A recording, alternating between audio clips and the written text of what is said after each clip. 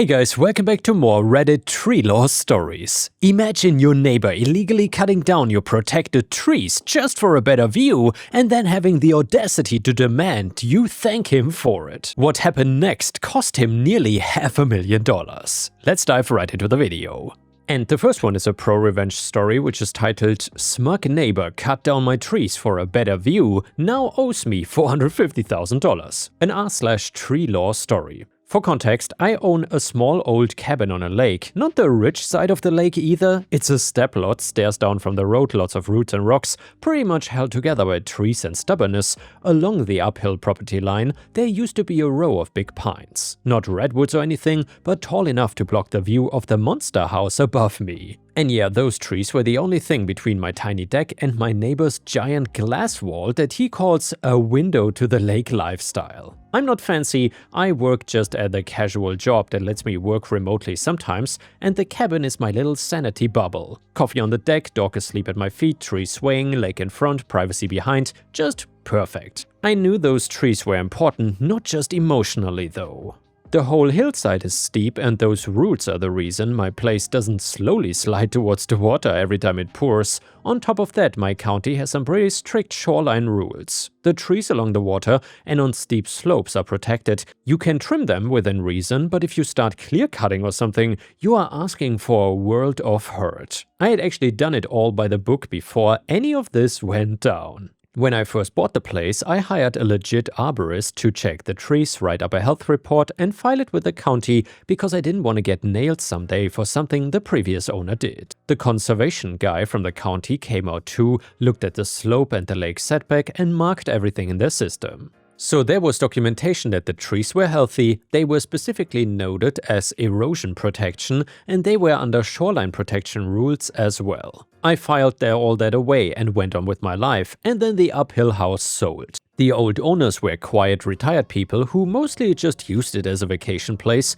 and waved sometimes. They were fine. The new owner, not so much. He rolled in like a walking yacht commercial. Polished shoes that have never seen dirt, loud phone calls on the deck, giant SUV, all of that kind of stuff. The kind of guy who says, "I'm in consulting," but cannot explain what that means without using the word strategic at least 4 times. I met him the first weekend he was there. I was hauling groceries down the stairs to my cabin and heard this shout from above. "Hey buddy!" I look up and see him leaning over his metal and glass railing like a movie villain who owns a golf course. I gave him the normal polite neighbor wave and yelled back, "Hey!" He points at my trees. "You're the cabin guy?" "Yeah, that's me. Those trees of yours are killing my view." I thought he was joking, so I kind of laughed and said, "Yeah, they've been here longer than both of our houses, man." He didn't laugh though. "I paid for a lake view," he said, "not pine trunks." I just said, "Well, good thing you still have about 90% of the lake in front of you," and started walking again. Well, he was not a fan of that answer. Over the next few weeks, whenever our schedules lined up, he would bring it up again, always about the view and property values and the neighborhood aesthetic. He kept treating my cabin like it was a temporary structure someone had forgotten to remove. He came down my staircase once, uninvited, and started in with, "Look, I'm trying to be reasonable here. If you take off, say, the top 10 feet of those trees, we both win. You keep some privacy, I get the view I paid for." I told him straight, "Cannot do it. They're protected. County has them on file. Also, that slope slides without those roots. I like my house where it is." Well, once again he did that fake laugh that sounds like a cough. "Oh, come on, don't be dramatic. Trees grow back. I will even pay for the trimming." "Not about the money," I said. "It's not legal and I'm not interested." That was the first time he did the little smirk that I came to hate about him. "We will see," he responded and walked back up. I should have known that was a bad sign already. He started making little comments whenever he saw me, stuff like, "My realtor says your trees cost both our properties a chunk of value." Or, "You know, a good neighbor thinks about more than just himself." Stuff like that. I stayed polite, I like living quietly, and I've dealt with worse people at work. But I did send an email to the county conservation office asking them to confirm in writing once again that the trees were still listed as protected and if there were any changes in rules. They replied that nothing had changed, trees were documented, slope was classed as landslide risk if vegetation removed, yada yada. I saved that email, and then came the work trip. I'm gone for a bit, dog is at my friend's place, cabin is locked.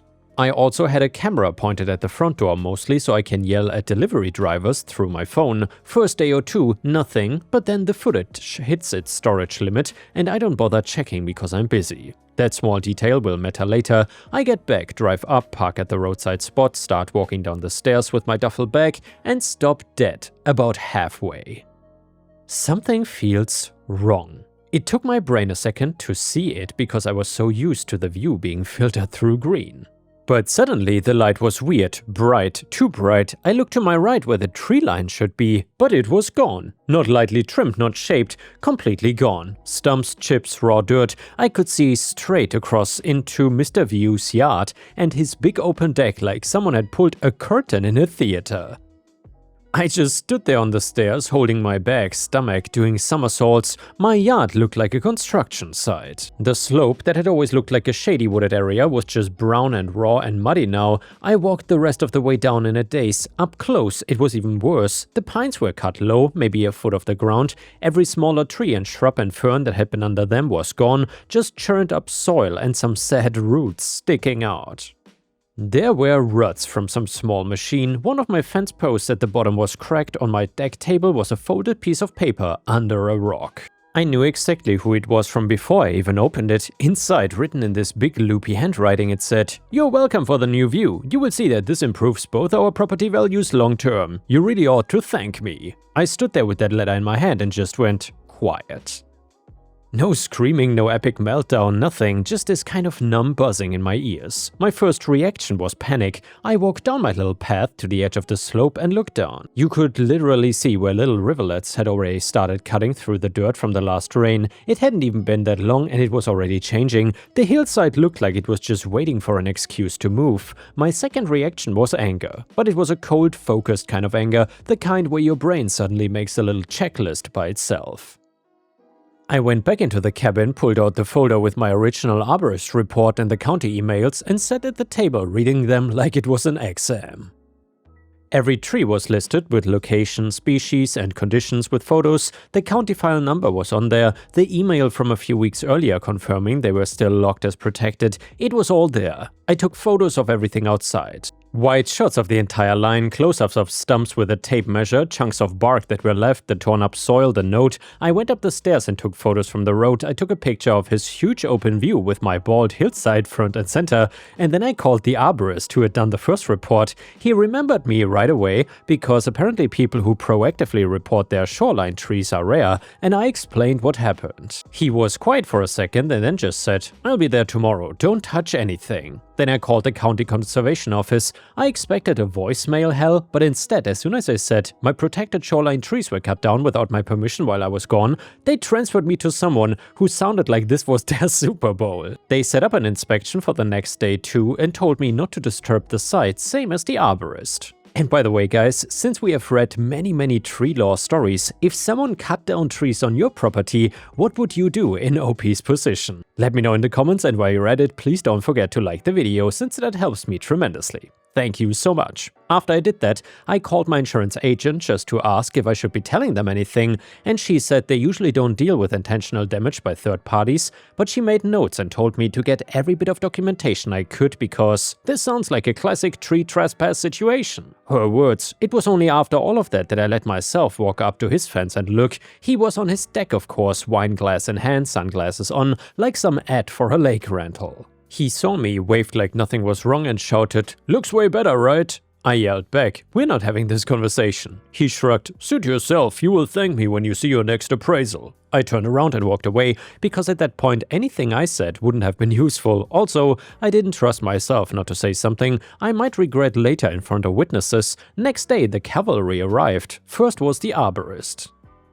He walked the whole line, took more precise measurements, counted rings on a cut section, muttered to himself occasionally, and he kept shaking his head. "These were healthy," he said. "Every one of them. How long were you gone?" "Just a bit," I said. "Whoever did this, they were in a hurry," he said. "Sloppy cuts, dragged everything out fast. I can give you a full report with replacement costs and appraised value." I asked, "When you say value, what do you mean?" He said, "People always think that trees are just decoration. They're actually assets. Shade, privacy, erosion control, windbreak, noise reduction, wildlife habitat. There's an actual dollar amount for all of that. And that's what we'll calculate." Then the county folks showed up, 2 of them. One with a tablet, one with a notebook. They took photos, checked coordinates, pulled up my old file. You could see their faces get more and more tight as they walked. The tablet guy finally said, "Who did this?" I pointed up at the glass palace. I cannot prove he personally held the chainsaw, but his note is on my deck. Notebook guy asked if I had called the police. I hadn't yet. I was still in document first, hear later mode. They both exchanged this look that said, "Oh boy, paperwork," but in a good way. They told me straight up, clearing protected vegetation on a slope like that within the shoreline zone was a serious violation. Fines could be per tree plus restoration orders. They took the note as evidence and they asked if I had any exterior cameras that might have caught the work crew. I told them about the camera that had rolled over, but said I would check my logs later. Before they left, the tablet guy said, "Whatever you do, don't try to fix this yourself. There's going to have to be a restoration plan. Let the process run." "Is my house going to slide into the lake?" I asked, only half joking. "Not if we move fast," he said. "I will flag this as urgent." Then I called a lawyer, one my coworker recommended when I bought the place.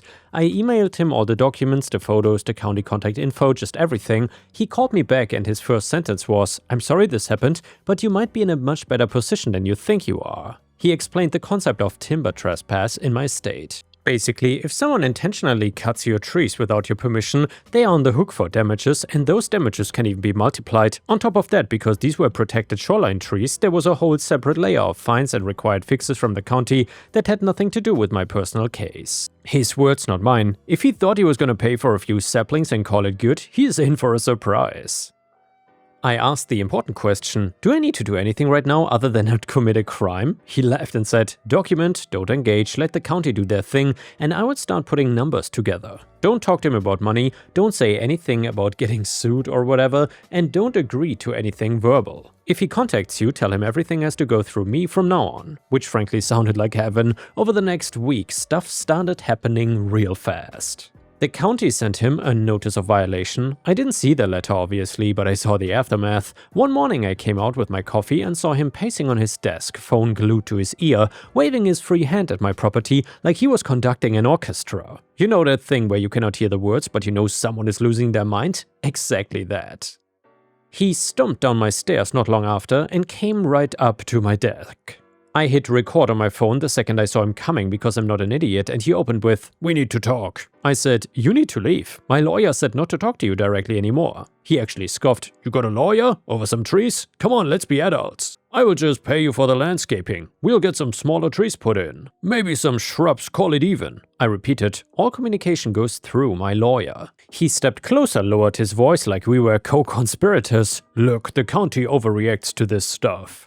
If you start making a big deal, they're going to drag you into it too. They are telling me there could be big fines and they will probably try to stick you with some of it because it's your land. You really want that?" I said, "You went on my property without permission and cut down protected trees. I already called them. They know it was not me." His face twitched. He had not expected that. "You called them?" he said. "Before talking to me?" "Yeah," I said. "You left a note like a calling card or something." He tried to switch tactics. "Okay, well, maybe I shouldn't have assumed that you'd be grateful, but I did you a favor. Your lot looks more open now, feels bigger. I was willing to pay for that out of my own pocket." I just repeated the line my lawyer gave me. "Any offers need to go in writing through my attorney. I'm not discussing this with you directly." He then did that smirk again. "You're making a mistake," he said. "This could have been neighborly, but now it's going to get expensive for everyone." I said, "You're right about one thing," and went back inside. I sent the video to my lawyer. He replied, "Thank you, that was helpful." Turns out that little chat was great evidence that number one, he admitted that he did it, he tried to downplay it as landscaping, and he implied that I would share the blame unless I played nice. Not a good look for him. Meanwhile, the county was not kidding about acting fast. They brought in an expert who said, "This is now unstable enough that in a big storm you could get a slide." That triggered an emergency order. Some kind of retaining system had to go in ASAP, plus a full restoration plan for vegetation, all to be paid for by whoever is responsible here, spoiler alert, not me, and the county sent him a nice message. He would get fined per tree, per square foot of cleared area. Orders to hire a licensed contractor to install erosion control and a landscape firm specialized in restoration. There were deadlines, threat of more fines if he dragged his feet, and at the same time, my lawyer finished the updated tree valuation report with the arborist's help. And that document was wild. Each tree was listed with species and size, appraised value, estimated cost to replace with something functionally similar, as much as you can, value of lost privacy, value of increased noise and wind exposure, contribution to erosion control. He even quantified the impact on my cabin's value because of the risk and loss of the privacy buffer. Plus some numbers for the fact that I would likely need temporary housing during construction of whatever structural fix they ended up doing. My lawyer put it together in this tidy demand letter. He didn't start by asking for the full worst case number. He started with, here's what the law allows, here's the minimum we would seek in court, and here's a chance to settle for slightly less if you agree quickly. It was still a terrifying number. I won't put the exact figure he first demanded, but it was comfortably into 6 digits before any multipliers. We waited. I had to move out of the cabin a couple times during heavy rain warnings because they weren't 100% sure that nothing would move. The neighbor tried to talk to me again a couple times and I didn't even answer the door once I heard him mutter something loud enough to carry "unbelievable" over trees. And then his lawyer responded. They opened with the usual lawyer stuff like, their client thought he had verbal permission, he absolutely didn't, he misunderstood the rules, and he was acting in good faith to maintain views consistent with neighborhood norms, blah blah blah. They offered to pay for some replanting and a modest sum for my trouble, which honestly wouldn't have even covered the arborist's bill. My lawyer sent back a very polite no, attached a video of him basically confessing on my deck, and a copy of the county violation packet that made it clear this wasn't just a neighbor squabble, this was him versus the local government plus me. That is when things started to really swing. The county scheduled a hearing about this violation. Again, I won't get into the legal weeds, but the main points were, he admitted the trees were cut, he claimed he thought they were his, which fell apart when they showed the property line survey on screen, he had claimed that I'd said it was probably fine in a previous conversation, which is funny because I'd literally emailed the county about those trees before and had told him that they were protected multiple times. The county people did not buy any of it, and he got hit with fines for each protected tree removed, additional fines for the understory clearing, requirement to pay for retaining structure designed by an engineer, requirement to fund a multi-year restoration plan with native trees and plants. The total, close to 6 figures just for that piece alone, from what my lawyer later estimated based on the paperwork. On my end, the civil case started rolling. There was some back and forth, some posturing, some arguing about numbers, and a lot of time spent waiting for their side to realize they were, in technical terms, screwed. Apparently, his lawyer sat him down and explained that if this went to trial, the court would award the full appraised tree value, treble damages under timber trespass law, compensation for the value lost to my property, costs related to the erosion risk and construction, my legal fees. On top of what the county was already fining him, plus whatever the engineer and restoration contractors were gonna charge. At some point, his lawyer must have said, you need to cut your losses, because their next offer went way up. Still not enough though. My lawyer countered again, this time with a breakdown showing exactly how we got to our number line by line. No emotions, just math. During all of this, I learned something funny through the local gossip pipeline though.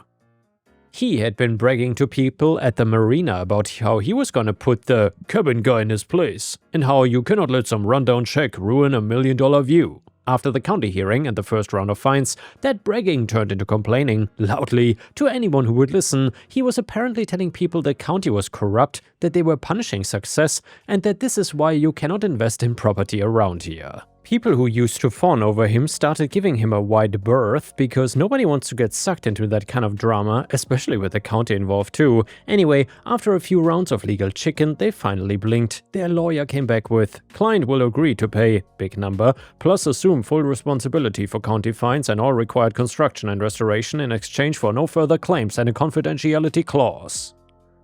My lawyer called me and walked me through it. It was not quite the absolute maximum we could maybe squeeze out if we went all the way through court and won every single point, but it was close and it came with one major benefit. I wouldn't spend the next couple of years in legal limbo while my slopes had half finished. We talked it over and he told me, if your priority is being made whole and stabilizing that hill, this is a solid offer. If your priority is bleeding him for every last drop, we can keep going, but there's always a risk. I thought about my life, my job, my stress levels, and the idea of being stuck in this drama for years, so I took the deal. After all the calculations and carve-outs, after combining his payment to me with the county-ordered stuff he had to pay directly, the total hit to him was right around $450,000, not a typo.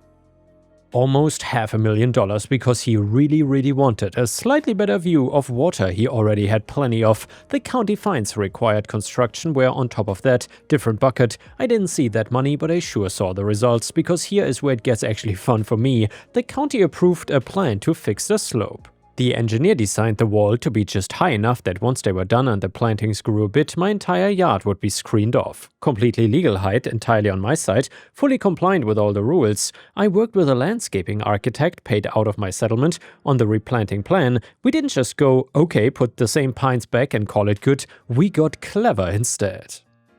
We picked some fast-growing evergreens that would give me privacy quickly, some slower but taller species that long-term would be even more of a screen than the original trees, a dense hedge along the property line, again fully within rules but very tall as far as shrubs go. The county loved it because it ticked all their restore and improve habitat boxes, and I loved it because once it all grew in, there would be no universe in which Mr. View ever saw my yard again. And yeah, construction took a while. My lot looked like a civil engineering demo for a bit. Concrete trucks, drill rigs, the works. They had access to some of it from the road and some from my side, but the important part is every invoice went to him. I heard through the grapevine that he tried to cheap out at one point and suggested a smaller wall or fewer plans, and the county apparently responded with something along the lines of, "You don't get to renegotiate after you break the rules. This is the fix." By the time they were done, my hillside looked like a high-budget makeover. Brand new retaining walls, solid drainage, clean stone steps down one side, rich soil on top, new plantings everywhere, and I also took the opportunity to redo my deck railings and add a little covered area. All legally permitted, of course, all within the envelope, all supervised by people who know how to not make a hill collapse. The best part was watching his face the first time he realized the wall and the new hedge were taller than he'd expected. I was on my deck having a beer with a friend when he came out onto his, stopped short and just stared. He yelled down, "Is that even legal?" I took a sip and said, "County approved the whole plan. You paid for it. Thank you, by the way." He swore under his breath and went back inside. And the next one is a beautiful story from r/petty revenge, which you don't want to miss. It is titled, "A customer insulted my coworker, so I got back at her." So for context, I, 19 female, work as a cashier at a local grocery store in a smaller city. We constantly have rude customers and stuff. That is the joy of working in guest-set jobs, but there was one customer who constantly was rude, and we will call her Mary. Mary would always pay in cash to avoid the new credit card fees we have, yay, tariffs, and would randomly add change once we cashed her out, so we would have to reopen her order/checkout to remember the price of what she bought and how much she gave us to figure out what we were supposed to give her back. It's annoying and a whole process, but whatever, the customer is always right, I guess. Which leads me to my breaking point. One of my coworkers was checking her out. This coworker struggles with math and stuff. She is bright but is sometimes slower with math because she has dyscalculia. Mary pulls her usual BS and adds change after checking out, so my coworker pulls out a calculator to make sure her math is correct. Mary then makes a comment like, "That's the problem with this generation. You younger generations don't know how to do math anymore." Excuse me, what? I was fusing but kept my customer service face and just waited until she left to lose my cool.